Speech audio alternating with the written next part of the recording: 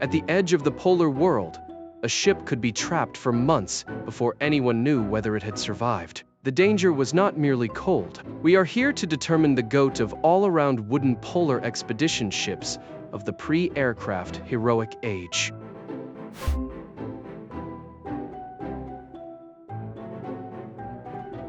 The field is all-around wooden polar expedition ships of the pre-aircraft heroic age. It was an ocean that could turn solid, move like a slow landslide, and squeeze a wooden hull until the sea came through. This field belongs to the wooden expedition ships of the pre-aircraft heroic age. When reaching the unknown meant bringing your shelter, laboratory, warehouse, and escape route in a single hull. A famous voyage is not enough. We are judging the ship as a complete exploration machine. Pack ice is not a tidy frozen road. Wind and current push separate flows together, building ridges and concentrating pressure against anything caught between them. A vessel with tall, nearly vertical sides gives that pressure something to grip. Strength helps, but brute strength can still lose. So the first test is survival under pressure. Then comes scientific usefulness, geographic reach, adaptability, and operational record. Could the ship keep people healthy enough to work? Could it carry instruments and stores? Could it return, be modified, and do important work again?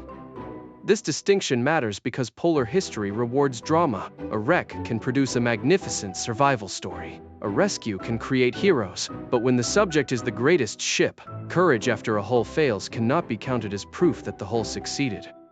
The stakes were brutally practical. Once winter closed the sea, outside help might be a continent away. The vessel had to remain a dry home through darkness, preserve food and fuel, support scientific routines, and still be capable of carrying the expedition out when the ice released it.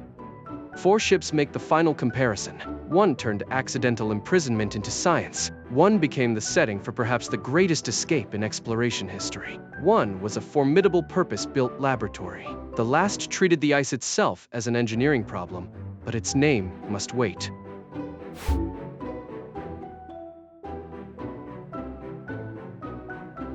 Belgica began as a Norwegian sealing ship before Adrian de Gerlache converted her for an international Antarctic expedition. She sailed south in 1897 with scientists and crew from several nations, carrying ambitions larger than her compact, workmanlike hull suggested. When the ship became locked in the Bellingshausen Sea, the expedition endured the first known overwintering in the Antarctic region. It was not the plan, yet the long confinement produced meteorological, magnetic, biological, and oceanographic observations from a place no research team had studied through the polar night. That scientific return was genuine, but so was the disorder. Cartness, poor diet, illness, and tension reduced the crew's ability to function. The men eventually cut a channel through the ice to reach open water. Belgica survived, though survival depended on improvisation rather than a design that controlled the situation. Her achievement changed Antarctic research by proving that a scientific party could live and observe through winter. But as an all-around polar ship, she offers one extraordinary ordeal rather than a repeated record of mastery. She endured the ice. She did not make the ice predictable.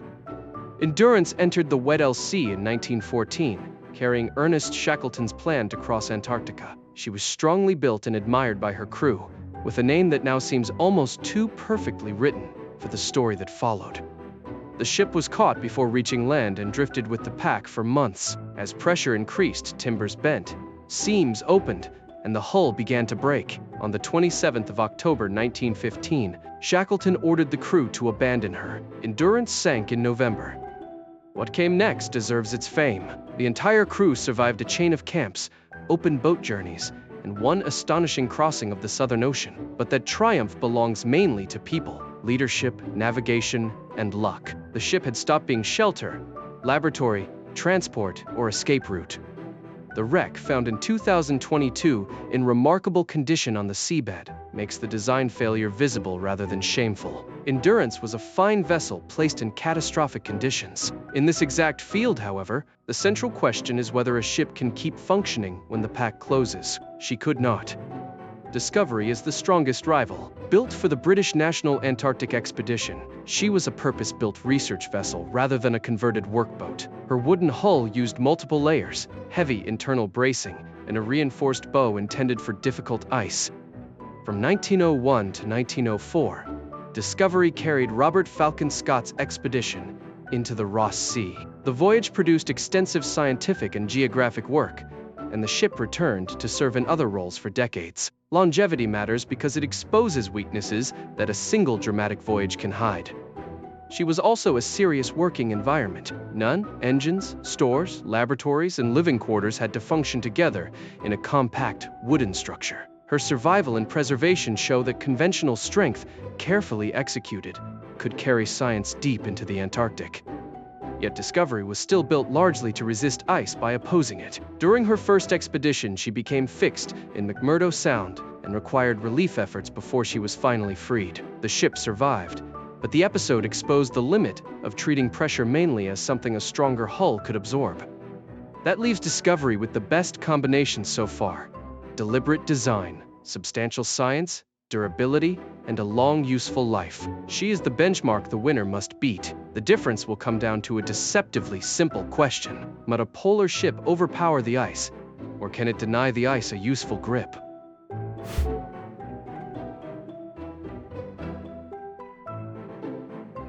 The GOAT is Fram. Designed by the Norwegian naval architect Colin Archer for Fridtjof Nansen, she was not merely reinforced for the Arctic. Her whole shape was organized around escaping the most dangerous force in the pack. Nansen began with a radical theory. Wreckage from the lost American ship Jeannette had appeared far across the Arctic, suggesting that sea ice drifted over the ocean. He wanted a vessel that could freeze into that moving system on purpose and travel with it instead of racing around it. Archer gave the hull rounded sides and a broad, curved bottom.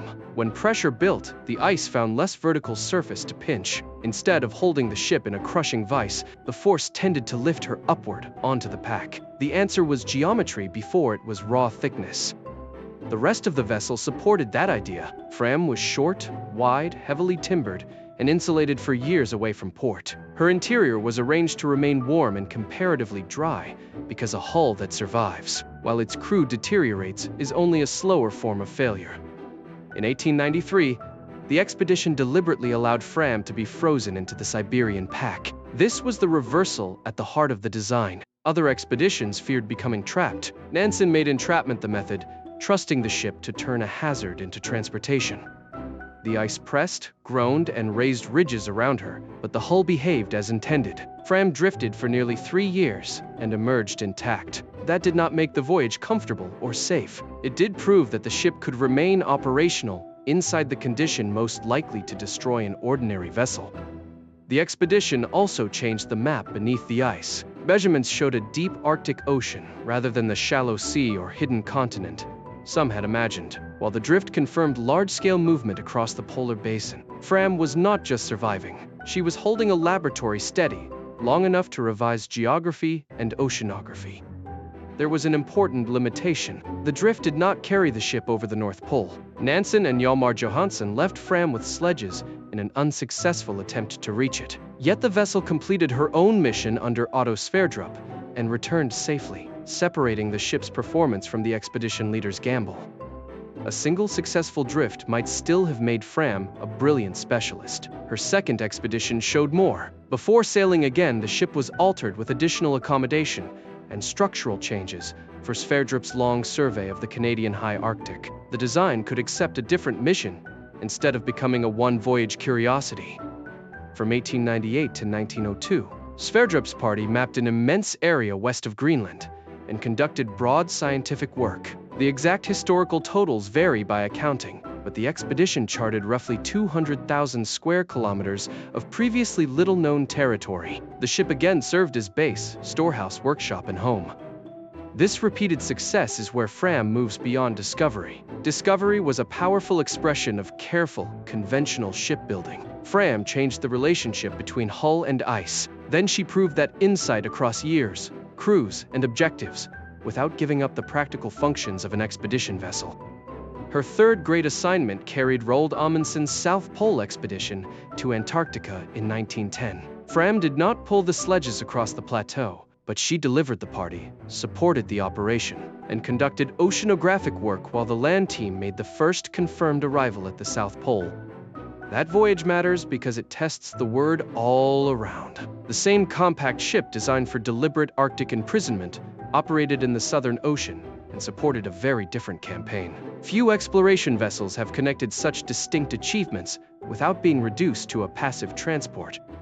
Fram was not fast, graceful, or roomy by ocean liner standards. Her broad body and rounded bottom made her an awkward sailor in open water. And the most famous triumph of her third expedition belonged to the people on the ice, not to a mechanical feat by the ship. Those limits keep the verdict honest. But against Discovery, Belgica, and Endurance, the decisive pattern remains. Fram survived the pressure she was built to meet, supported major science, adapted to new expeditions, worked in both polar regions, and returned from 3 consequential campaigns. Her record is not one lucky escape or one celebrated disaster. It is repeatable engineering.